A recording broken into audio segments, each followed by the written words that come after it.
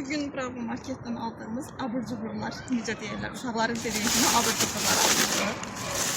Öncəliklə buradan Roşe'nin gözəl şokoladları.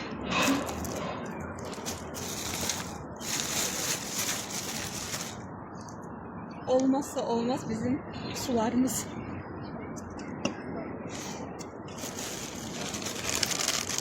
Elbette ki bunlar da olmaz.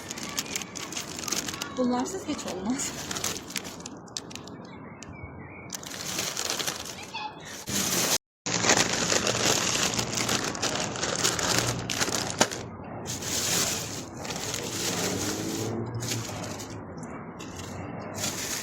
Sularımız bitmiş.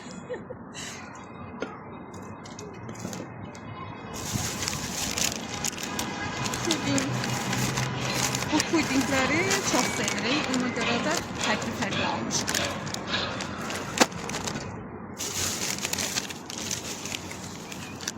Bunları bilmirəm, yoxlamsız ya yox, çox ləzzətlidir. 4 porsiyada tam alınır.